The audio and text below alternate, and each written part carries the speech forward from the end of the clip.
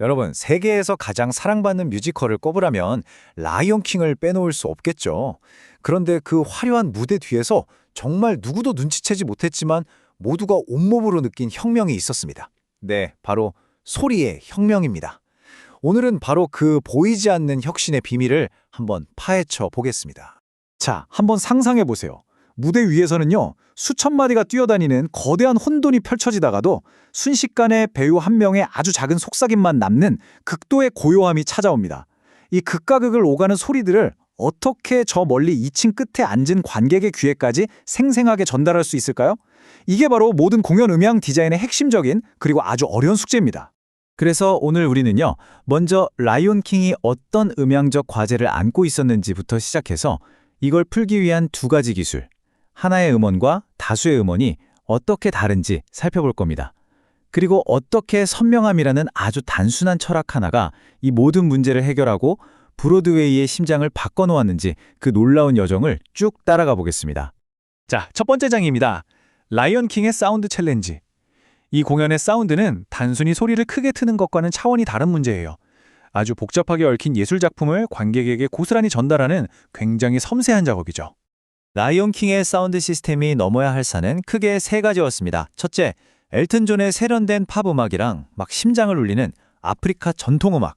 이 전혀 다른 두 음악을 하나처럼 자연스럽게 섞어야 했고요. 둘째, 정말 작은 벌레 날갯짓 소리부터 땅이 울리는 영형대의 발굽 소리까지 이 엄청난 소리의 격차를 남김없이 표현해야 했습니다. 그리고 마지막, 이게 제일 중요한데요. 이 모든 소리의 향연 속에서도 배우의 대사, 그 감정 실린 목소리만큼은 한 단어도 놓치지 않고 또렷하게 전달해야 한다는 겁니다.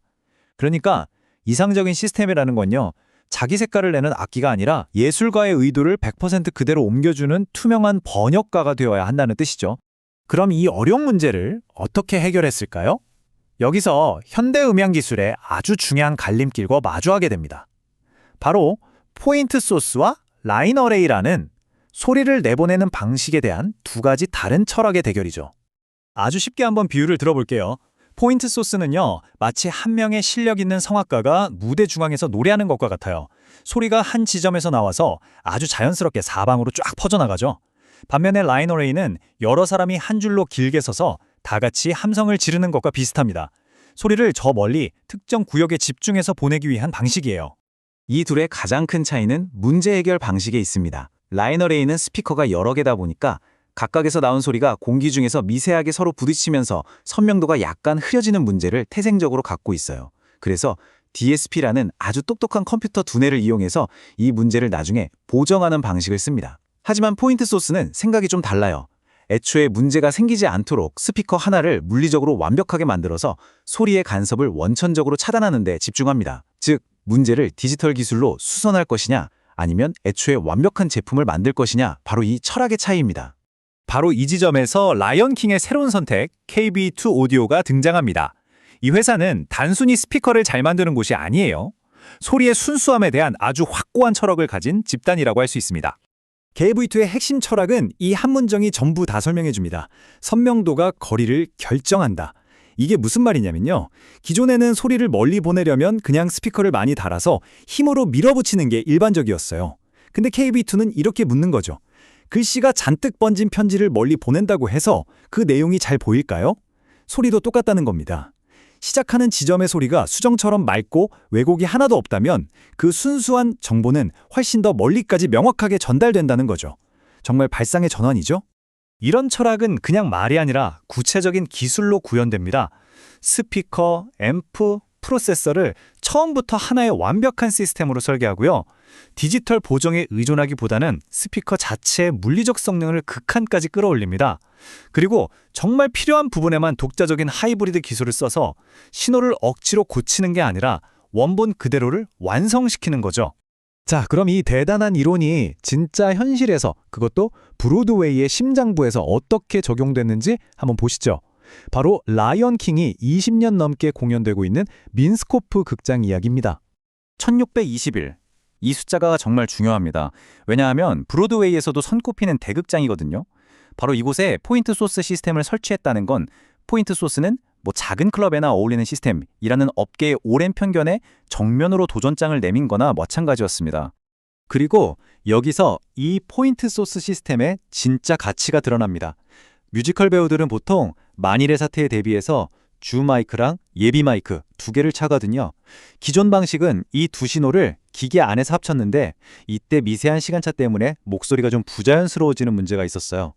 그런데 이 시스템은 주 마이크 소리는 A 스피커 그룹으로, 예비 마이크 소리는 B 스피커 그룹으로 따로 보냅니다. 그럼 이 두 소리는 기계가 아니라 관객석의 공기 중에서 비로소 하나로 합쳐지면서 훨씬 더 자연스럽고 깨끗한 목소리를 만들어내는 거죠. 소리의 확산을 아주 정밀하게 제어할 수 있는 포인트 소스 시스템이었기에 가능했던 정말 우아한 해결책이었습니다.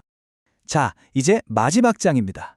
이렇게 과감한 선택을 한 결과 과연 무엇이 달라졌을까요? 최고의 증언은 역시 이 음악을 만든 사람에게서 나왔습니다. 작곡가 마크 맨시나가 직접 들어보더니 내가 지난 20년간 들어본 그 어떤 라이언킹 사운드보다 이게 최고다 라고 극찬을 했습니다. 기술이 드디어 예술가의 머릿속에 있던 그 비전을 온전히 담아낸 정말 역사적인 순간이었죠. 그런데 놀라운 건 예술적 성취가 전부가 아니었다는 겁니다. 이 새로운 시스템은 기존의 거대한 라인 어레이 시스템과 똑같은 파워를 내면서도 크기는 40%, 무게는 35%나 줄였고요. 심지어 비용까지 더 저렴했습니다. 스피커가 작아지니까 무대 시야를 가리지 않아서 좋고 설치도 훨씬 간편해졌죠. 이건 프로덕션 입장에선 정말 엄청난 이득이 아닐 수 없었습니다. 궁극적으로 이 모든 변화가 의미하는 건 바로 이것입니다. 최고의 사운드 기술은 역설적이게도 자신의 존재감을 드러내지 않는다는 것. 관객이 스피커가 어디에 있는지조차 잊어버리고 오직 무대 위 배우들의 숨소리와 음악의 선율에 완전히 몰입하게 만드는 것. 기술이 스스로 투명해져서 예술과 관객 사이에 있던 모든 방해물을 제거하고 순수한 감정의 연결만 남기는 것. 이것이 바로 라이온 킹이 이뤄낸 보이지 않는 혁신의 진짜 모습입니다. 이 사례는 우리에게 아주 중요한 질문을 던집니다. 우리가 지금껏 공연장에서 듣던 소리가 과연 창작자가 원래 의도했던 그 소리가 맞을까 하는 질문이요. 기술의 발전이 예술을 얼마나 더 순수하게 우리에게 데려다 줄 수 있을까요? 다음번에 공연장에 가신다면 눈뿐만 아니라 귀를 한번 활짝 열어보세요. 그리고 그 차이를 직접 느껴보시길 바랍니다.